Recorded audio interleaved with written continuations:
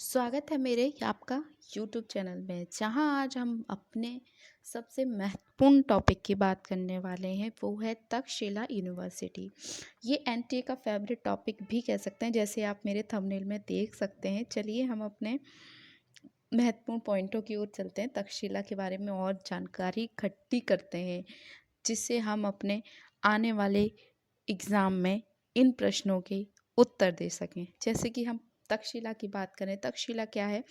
भारत का पहला प्राचीन विश्वविद्यालय कह सकते हैं, जो कि 5वीं से 6वीं ईस्वी में शताब्दी में आया था, जो कि वर्तमान में अभी पाकिस्तान में है, पाकिस्तान के पंजाब में।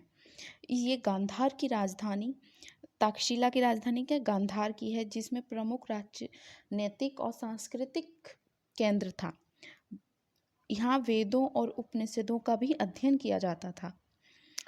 तक्षशिला को चाणक्य का जन्म स्थान भी कहते हैं, और जो कि अर्थशास्त्री भी थे और राजनीतिज्ञ भी थे।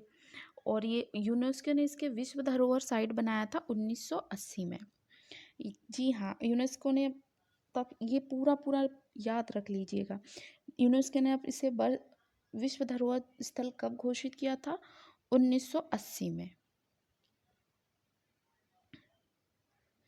तक्षशिला के प्रसिद्ध विद्वानों के नाम में शामिल देखें, चाणक्य आ जाते हैं, पाणिनि आ जाते हैं, कौटिल्य आ जाते हैं, बुद्ध आ जाते हैं। जैसे हम एक बार एक पढ़ते हैं इनको। चाणक्य, चाणक्य क्या है? तक्षशिला के प्रसिद्ध विद्वान हैं, जो कि एक अर्थशास्त्री हैं। उन्होंने अर्थशास्त्र नाम की क्या रचना की थी। पाणिनि क्या है? पाणिनि एक ग्रामरियन है, यानी व्याकरणकार है, जिन्होंने अष्टधाई नामक ग्रंथ की रचना की थी। पाणिनि ने किसकी रचना की थी? अष्टधाई नामक ग्रंथ की। कौटिल्य क्या है? एक अर्थशास्त्री हैं, जिन्होंने अर्थशास्त्र नामक की ग्रंथ की रचना की थी।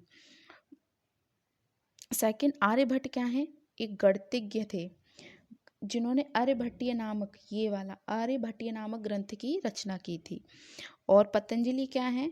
एक योग शास्त्री हैं, जिन्होंने योग सूत्र नामक ग्रंथ की रचना की थी। इसमें से ये बताऊं मैं, पतंजलि, आर्यभट्ट, चाणक्य और पाणिनि और कौटिल्य, ये 4-5 नाम इतने ज़रूरी हैं। इससे एनटीए हमेशा हमेशा हर साल क्वेश्चन पूछता ही पूछता है, तो आप इनको अच्छे से याद कर लीजिए। जैसे आर्यभट्ट ने किसको रचना की थी? आर्यभट्ट नामक की। पतंजलि ने योग सूत्र नामक ग्रंथ की रचना की थी। यहाँ पाणिनि की बात करें, पाणिनि ने किसकी रचना की थी? अष्टधाई की रचना की थी। और कौटिल्य ने किस किस ग्रंथ की रचना की थी? अर्थशास्त्र ग्रंथ की रचना की थी। तो इनके ग्रंथों, जो उनके प्रसिद्ध विद्वान हैं, उनके नाम और उनके ग्रंथों को इनकी लिस्ट बना के आपको रख लेती हूँ, और ये रट लेना है, याद नहीं कर लेना है, रट लेना है किस किस विद्वान ने किस ग्रंथ की रचना की है।